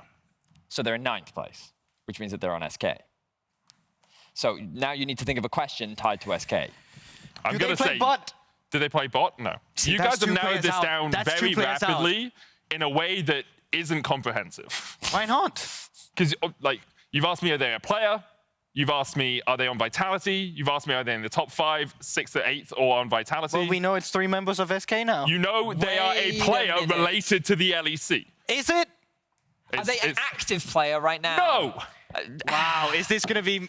Yeah. Look, it's very easy Are to they narrow a it. caster? Did they use... Wait, on the LEC? Yeah. No. Are they reckless? No. What? You just asked 3 in a row, so Mikkel gets like 3 in a row now. That's fine. I don't know how many questions we have You've left. done 9 questions so Okay, far. what? Did they used to be a caster? I mean, they have cast Oh, then I know who it is. 10 questions. It's your go. No, you said he has 3. Oh, No, yeah, you please have just 3. take it. I beg of you if you Is know. it Yamato Cannon? No. What? Sorry, We're out of players that also did a bit of casting. You've had 11 questions. Is so it 9 more. Broxer? It is Broxer. boom! What's up? See? Easy as. Okay. Figured. What? Great fill. Great filling of the time. I'm now going into serious mode once again. League officials have confirmed the bug with the Cassiopeia ult and reported by Team Heretics. They offered them a Chrono break, which Heretics have accepted. League officials are currently initiating the Chrono break. The pause happened at 32:35, and we will go back to 32:15. Okay. So 20 seconds behind. So we'll have a look at the Oh, bug we get here. to see the bug. Okay. Mikkel said it's to do with the Cassio ult. Yeah. And Oh. Yeah, I see okay. that. I see that. That Yeah. is fair. It's like peripheral vision. yeah, for sure. You know? It is. Now I Vetheo understand why there, that came out he's for sure. Hercules, and he's got the buffed up shield, and he's trying to direct the gaze of Medusa back. And so I think that he's. Yeah, he's- So is it basically- because he he clicks in that direction to turn, but he Yeah. isn't actually but facing he's- that I way. see, Yeah, yep. I That's see. interesting. Well, I understand then why it took them so long to. Yeah, I understand why it took them so Makes long sense. to decide that because that's a tough one. Obviously, we'll run through the Chrono break and get back into the Yeah. game as soon as possible. But So an you're gonna understandable have to look report. at our ugly mugs while we resolve that. The Chrono bait is currently happening right now. Do you have an ugly mug at home? I have a couple of mugs that I keep for sentimental values, but they are not attractive mugs. And I'll only have they're at the back of the cupboard. I feel like is that your Darth Vader one? So the Darth Vader one broke, sadly. But yes, that was one of my ugly mugs. And the other one is a 13 mug from Alton Towers. Really fun ride to go on, but it's too big for the dishwasher. And it's very good for hot chocolate, Right. but really not too good for anything else. Because I'm a big guy, but it's like this tall and it's heavy. So it's like a pint glass. It's basically a pint glass in mug But for form. tea. Yeah, well, I'm a coffee guy. That's fair. But if I put coffee to the top of that, I am buzzing. I'm like bouncing around the walls. I've never understood, Me and my like- cats are like running around. You know those like the pint glasses are see-through. Yes, Like glass. Yeah, the pint glasses are see-through. I'd watch this My podcast. statement was not incorrect. Okay, nothing about what I said was incorrect, right? I feel like that when you do that for coffee, it makes me uncomfortable. When I see Yeah, people no, the tall walking latte around, glasses? when I see people walking around with see-through Starbucks like things that you can see, like I don't like that. I don't mind it when it's the thick plastic ones, because I feel there's a degree of like thermal I'm fine with conditioning that. there. Okay. But the glass ones that you get in like fancy coffee shops, and it's like there's no handle on it, and I'm Yeah. like, this is warm. I don't want to be grabbing this with my No, hand I get to try that. and drink this I coffee. get that. What do you think, Corporal? I mean, they do this a lot in Germany as well. I Yeah. actually have to say it. I was a bit confused with it too. Lack of mugs, I think, is the issue. But do you think that Everyone would needs be to go to better? England and get mugs. Imagine, would it be weirder if from Starbucks on those coffee cups you would actually have a handle attached? Does that just make them weirder? You mean or the more glass practical? ones? No, the plastic ones. I know they're not see-through. I'm just saying now hypothetically. No, I don't think you want to handle that because the ease of transportation is important. The fact you can put them in the side handle pocket. is pretty convenient. No, Not when you're in your car and you put them in your little thingy. We That- have I mean, to that's redesign true. all cup holders, But I was Vetheo. thinking about when you're just walking around, you know, like you're like walking to work, because that's what we're in the era of walking, you know, save the planet. Do you walk to work? We're in the era of walking. Very aggressive Thunberg. Changing the world, everyone. It's the era of walking. Why are we sitting down? We should be walking around. We should be walking. When did we stop moving? I told you I'm the comedian in this relationship. So that was a taster of the Many Vedi podcast. If you're interested, let us know. You know We've what been I think you should call theory it? crafting this. The What's, podcast no one wants it. What's Dirk's Twitter account? I don't know. He has one with like 9 followers. Yeah. At Dirk something. He's our manager's manager. Tell Are him you you one want the of the 9 podcast. followers? I don't know. I think, I think you need to be if you want this podcast. That's all Oh, I'm yeah? saying. Yeah. Yeah, but we were actually thinking of naming it a podcast with League of Legends players that never talks about League of Legends. We would just bring a pro player on and then we'd have this conversation about coffee. It would be great. Yeah. Anyway, that's enough from us for now. We're going to hand it over to the casters who are almost ready to get back into the game. Not quite yet, but they will take you into the final couple of moments.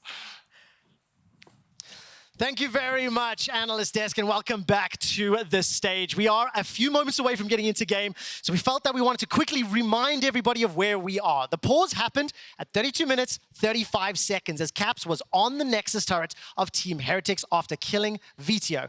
League officials are currently working on Chrono breaking the game back to 32-15. Now, those numbers don't mean anything. What I want you to know is Caps has completed the teleport, Vetheo is about to finish his recall, and Ebby's engage from over the wall has not yet happened. And that's the big advantage here that G2 have coming into this, because they know that element of surprise is completely off the board. They know that Vetheo is in Pixel Brush there, so we actually, if you look, there's an ultimate that's about to come back up for Hans Sama. He could toss that immediately into the bush, prevent the recall, potentially give Caps that opportunity to finish the game. But also, they know that Ebby is now in a position where he can flash onto Hans Sama, where he can catch him out. So G2 may not overextend as much as they did in the 4 versus 4 if Vetheo goes for that recall. So there is a lot of mind games now that are coming to fruition. Even the fact that Ebby can now complete his recall because G2 won't play is effective, and he can get back in the 2v2 onto Caps. Like, there is so many mind games that are now going to be coming into these next couple of seconds of decision making that could make or break this game. There are very, very few scenarios in which moments like this occur. The kill ends up being reset, but the moments before an engage can now be drastically altered. So as soon as we are nearing the unpause and nearing gameplay, I'm hoping we can bring the game up onto screen and unpause it immediately. Keep an eye on that minimap. As soon as we do load in, you'll see exactly where Caps is, and we'll be able to keep an eye on whether or not Ebby completes that teleport, whether or not Vetheo does something a little different this time around. And reminder that throughout the course of this game, G2 have maintained a minor advantage in gold, but it has felt like a more significant advantage in control, in, I want to use the word tempo, it's not the right word, but basically they have dictated the flow of the game, where the action happens, and they have been able to at least push Team Heretics around, but they haven't generated a gigantic advantage. Yeah, they definitely have a big control over the map, and that's kind of been where they've been able to set themselves up at this advantage.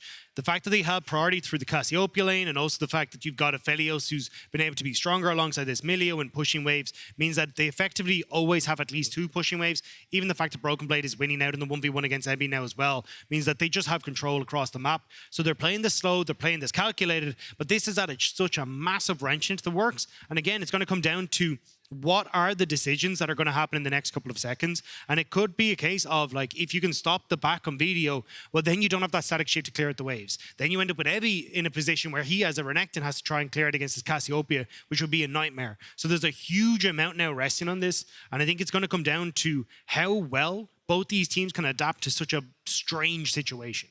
I mean, it's also terrifying as well, because we were talking during the build-up when the analyst desk was, chatting a little.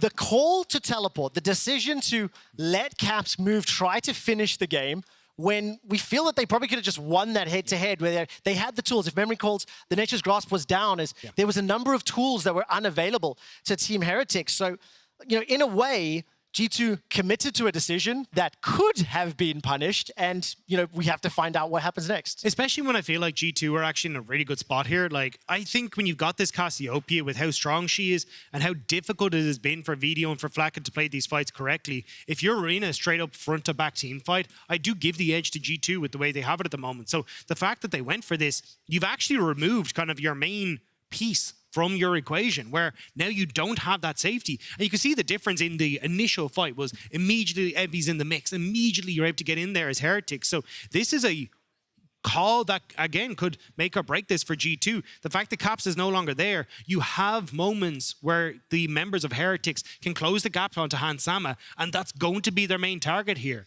Kill Hansama, and you don't have damage left. Very, very terrifying situation. If you are just joining us, just quickly remind everyone, League officials did confirm the bug with the Cassiopeia ult reported by Team Heretics. They offered Heretics the Chrono Break, which they have accepted. League officials are currently completing that Chrono Break and pushing the game back 20 seconds. They are still in the midst of that Baron and base push scenario. I do hear that as we are running through all the technical scenarios to get the players back into the game, it will take a moment or two longer. As soon as I know exactly when we'll be loading in, I'll highlight for you. But for now, let's quickly just step away from the game for a moment. Take a look at the standings.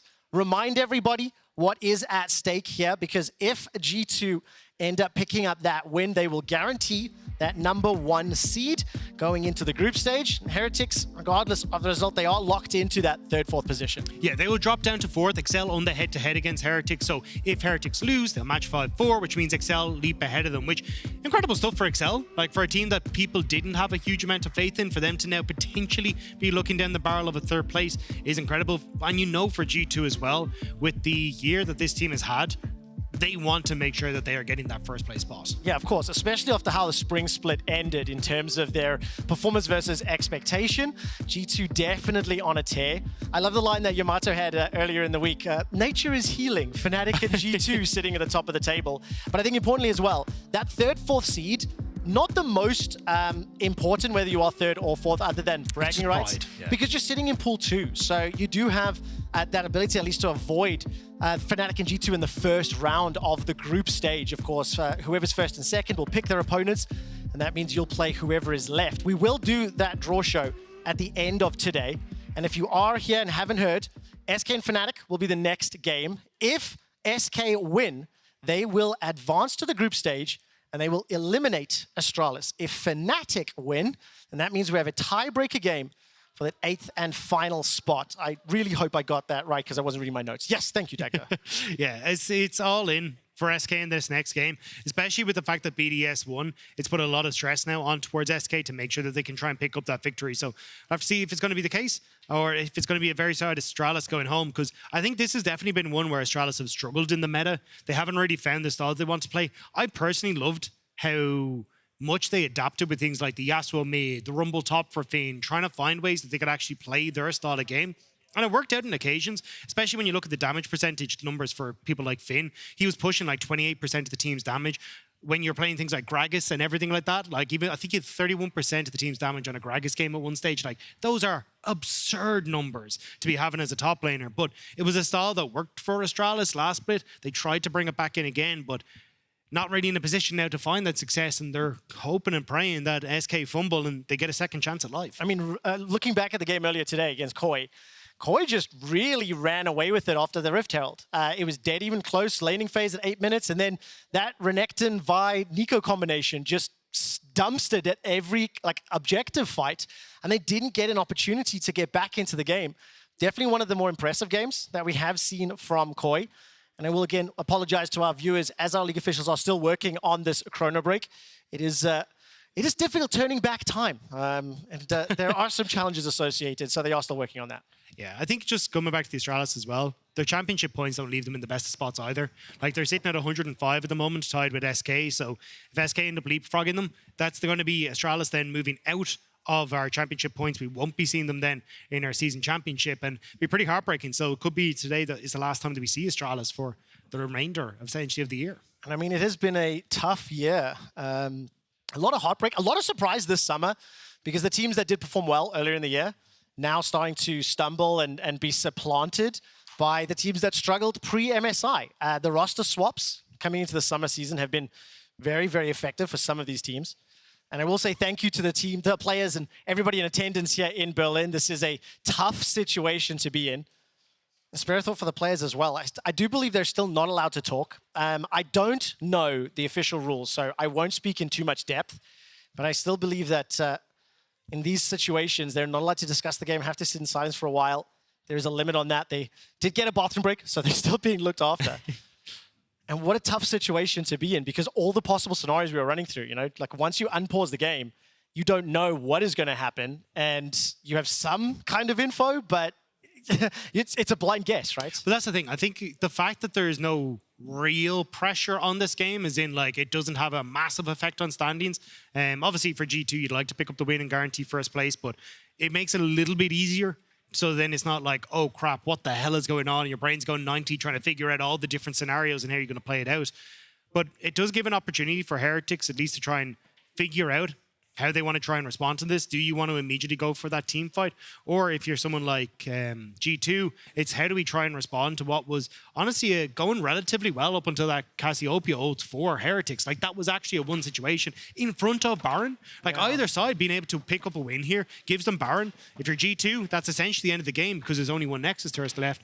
For Heretics, with how close the gold has been, that could blow open the game to a certain extent where you're just so much stronger now. You get more items on this AP Kai'Sa, her poke's going absolutely nuts. Like there's so many opportunities that could come from this one play. It is a different situation to be in. I still cannot just get that instinct or that gut feeling that the control that G2 have demonstrated is good, but the ability to sort of punish the kills and the amount of farm that Heretics was able to secure is potentially scary. I know it is a tough situation to run with. When you look at the comps, when you look at how sort of defensive G2 have played, re-engaging or waiting for Heretics to make that first move.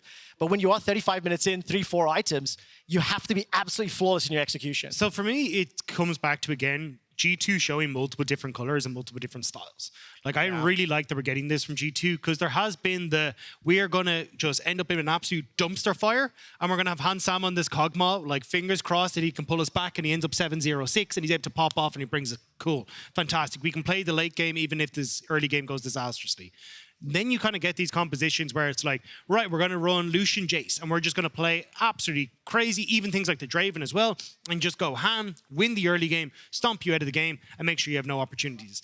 This is a very different look from G2, and I definitely think it's a look that they need to practice, where it's you play macro, you play slow, you play off of lane prowls, and that's what you want to try and do to get back into it. Well, ladies, gentlemen, and everybody else, hold fingers, thumbs, whatever the saying is in your respective countries. With a little bit of luck, I believe we are nearing the moment to go back into game. We will be dropping in hot. And as the Summoner's Rift is brought back up onto your screens, Ebby is able to get over the wall with the blast cone. Down in the bottom of your screen, Caps is pushing forward onto Vetheo. But Sun holding onto that petrifying gaze in the river. Flakked is pushed back by Hansama. And Flakked does stay alive. Vetheo this time round shuts down Caps. He picks up the kill in the 1v1, but the Baron is being threatened by G2. Vetheo has no TP though, he can't get back into it. So at this stage, it's a Baron for G2, and that's going to be it. Okay, Baron secured by G2, base defended by Vetheo. Because we went back in time long enough for that blast cone to be up and available, G2 peeled back, was able to punish Ebby and Jankos as they chased.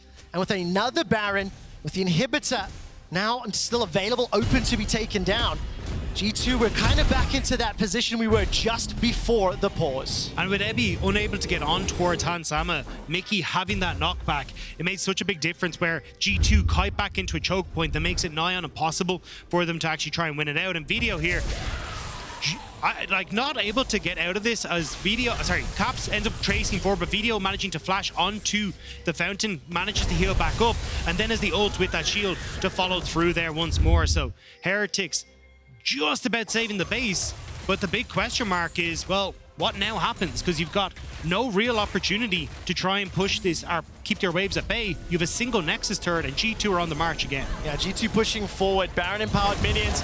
Pillar of Ice is up onto Mersa, who's flashless, and he's taken out, unable to get back to Flakked, sacrificing himself. We are obviously back on the old HUD as the Chrono break does have problems with our new one. And now in a 4 versus 5 and Baron empowered minions. Jankos goes over the wall, he's level 14, pushed back by BrokenBlade, and Ebby is being cut down by Red, White, Han, Summer. Flakked uses that ultimate and unable to do much more. Vetheo has got the killer instinct available, but is not pulling the trigger just yet. Waiting to see if Hunt goes low, stepping forward, and that's it! It's done! Not enough damage from Vetheo, the last man standing. And G2 will ace Team Heretics, win the fight, and turn their attention to the Nexus. It took a while to get here, but G2 have done it. They win the fight, they get the Baron, and Mersa. It's an honest effort, but that'll be all she wrote for Team Heretics. The final kill of the game onto Yuumi seems poetic. G2 Esports secure first in the summer regular season. A well-earned win at that as well. I loved the way they played the macro in this one. I mean, yes, it was slow. Yes, the goal was in touching distance, but you could see from 10 minutes on, there was just no control for Heretics at all in that one. G2 had the side lanes in their favor, were using the priority well, were constantly forcing Heretics away from these objectives, and magnificent game from Caps on this Cassiopeia. I am exhausted after that game. And it was tense the entire way through. I think today we've seen a couple of different approaches to the draft. We saw the double AD once again here from Heretics. We saw the Siva, the Cassio for the first time from Caps, and it was executed flawlessly. And of course now at 8-1, no matter what happens in the Fnatic game, G2 Esports will be the #1 seed going into the draw a little later today. And they are definitely going to be a gigantic threat as we look towards groups and look towards the Summer Split playoffs. LEC Player of the Game nominees, BrokenBlade, Yike, and Caps. I think for me, Caps, he absolutely I don't think he misplayed a single Miasma. I don't think he had much in the way of misplays, to be honest, for the majority of the game. I mean, just at the end there, right? But you look at the baiting Jankos in to flash underneath the tower and catch him out. You look at the opportunities that he's had with the ultimates, the miasmas, like even just zoning Jankos out of dragons with it. Really good understanding from Caps how to play the champion. And he just such a good counter pick in that last one. I really loved how G2 brought that into the draft. Yeah, very, very nicely done. So G2 Esports now set their sights on that first team to draw. And the draws later today. I hear from the producers that the interview is ready. Dylan Falco standing on stage with Trouble. Thank you very much, Quickshot. Dylan Falco, thank you so much for joining me. Congratulations on G2 locking first as well. How do you feel about such a great start of the split? I'm really happy getting first place. I know it's just like a regular season, a round robin. But I'm more happy, I think, how we did it. I think the gameplay we showed in this split was our probably best gameplay of the year. We're really focused on precision and being smarter and being more disciplined. And I think, to be honest, we really showed that, especially in the last couple of weeks. I just wanted to always ask, when you're coaching a team and in the other team there's players that you have previously coached, are there patterns on them that you still see that you can actually lead your team to victory through them? Well, just overall with scouting, we have an amazing scouting team. Rodrigo, our analyst, does like so much, and Click, our other analyst. As for Jankos and Flakked, it was really fun to play them. I loved working with them so much last year. I think draft-wise, you definitely know the champions they're really, really good at. So, and some that they're maybe not as good at. So yeah, there's definitely a lot you can think about when you're playing your old teammates. Now, I'm going to take you a little bit far back. How do you think your team has grown since MSI? What did you guys learn from it that you adapted to and used to get such a great start? I think we learned so much, actually, from MSI. I think the first thing we learned by scrimming so many games against Asian teams is that mechanically we felt equal, actually, for probably the first time I felt playing internationally for many years. But we were lacking some things in how we played the game. We were too loose, we were too over-aggressive, we were not disciplined, and our approach to the game was different than the way those teams were approaching it, and we learned so much, and that's what we're trying to bring into this split. Well, actually, from what I've heard in general, your team seems to be real good at macro. You guys have excellent objective control and objective setup. Now, what would you say is the second best team currently in the league, and why is it Fnatic? Definitely Fnatic. I think their new roster is looking really scary. I think their bot lane got like a huge upgrade this split, and I think it's also unlocked like their mid jungle to really play to their actual potential, because I think Razork and Humanoid are really great players.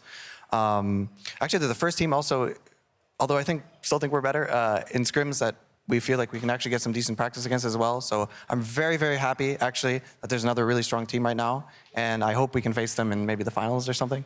And that would be very poetic, because it has been a while since G2 and Fnatic were the two rivals at the very top of the league.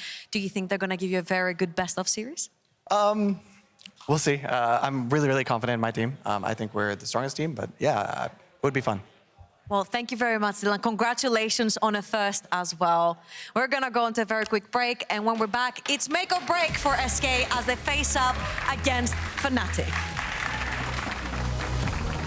Flash over the wall from Yike. Here comes Jankos and Flakked. First blood is available and secured. Ooh, flashes towards the tower. Connects. Level 6 is available for Vetheo. Jumping onto Yike. Ebby needs to get that Q's on cooldown. Heals for now. Flashes away and BrokenBlade wins it. He manages to pick up that kill. Oh, nice. Oh, what's rolling? Pillar 5 coming. Let's go, let's go, let's go. Nice. Down at the bottom of your screen, Caps is pushing forward onto Vetheo. The Sun holding onto that petrifying gaze in the river. Flakked is pushed back by Summer. The Flakked does stay alive. Vetheo this time round. And G2 will ace Team Heretics, win the fight, and turn their attention to the Nexus.